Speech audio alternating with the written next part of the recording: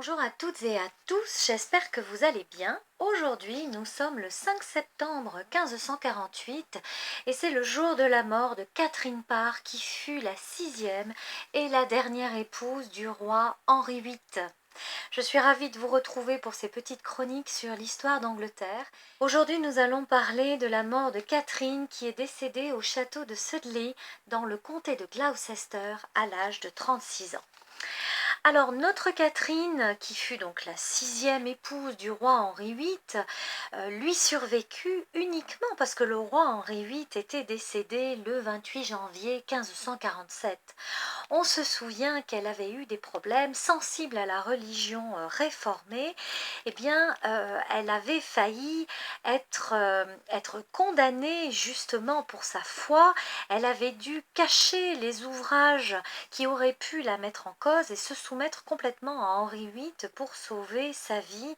Je vous invite à regarder sous cette chronique vidéo la chronique que j'avais réalisée justement sur ce qui aurait pu être la chute de Catherine Parr, la sixième épouse d'Henri VIII. Alors notre Catherine Parr était la fille aînée de Thomas Parr de Kendal et de son épouse Mathilde Green. Elle était née dans les années 1512 et elle portait le nom de la reine Catherine d'Aragon qui était sa marraine. Elle avait été mariée donc à plusieurs reprises. Elle était veuve quand le roi Henri VIII s'intéressa à elle. Et alors elle, contrairement à Anne Boleyn ou même à Jane Seymour, aurait préféré le statut, le rôle de maîtresse plutôt que celui de reine d'Angleterre. Mais là, ce fut l'inverse. Eh bien, Henri VIII tenait absolument à l'épouser. Donc notre Catherine n'a pas eu d'enfant avec Henri VIII et après la mort de celui-ci, après l'avoir quand même soigné une longue partie de sa fin de vie, après avoir été une compagne et une personne qui s'est vraiment occupée de lui, eh bien, Catherine a pu se remarier avec Thomas Seymour, le baron Seymour de Sudley, qui était l'un des frères de Jane Seymour. Jane Seymour qui a été la troisième reine d'Henri VIII. Alors en réalité, Catherine Parr et Thomas Seymour s'aimaient avant que le roi justement ne s'intéresse à elle, mais le roi avait éloigné Thomas de façon à pouvoir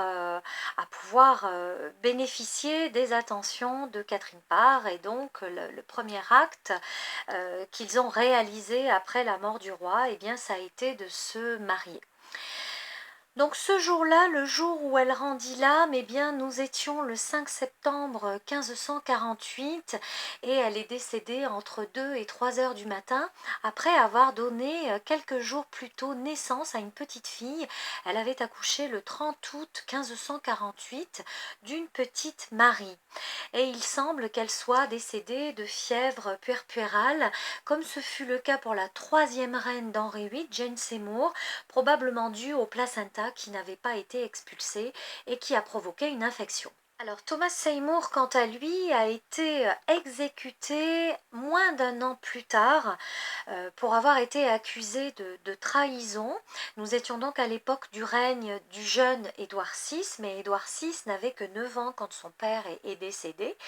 Et il semble que Thomas Seymour ait réalisé une tentative de kidnapping de son neveu et le Lord protecteur du royaume, qui à l'époque était le frère de Thomas, Edward Seymour, l'a fait emprisonner et l'a fait exécuter, ce qui veut dire que à moins d'un an, la petite Marie était déjà orpheline.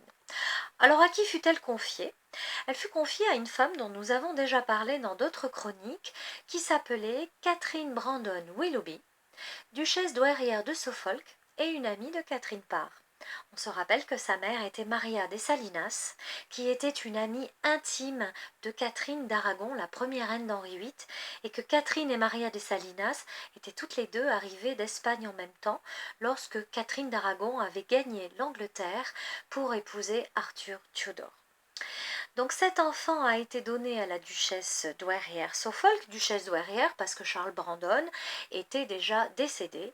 Et Charles Brandon avait aussi été l'époux de Marie Tudor, la sœur cadette d'Henri VIII. Donc vous voyez à quel point tous ces personnages dont nous parlons régulièrement sont finalement très très imbriqués dans cette cour des Tudors et où on finit par comprendre exactement qui est qui et à quel moment ils intervenaient.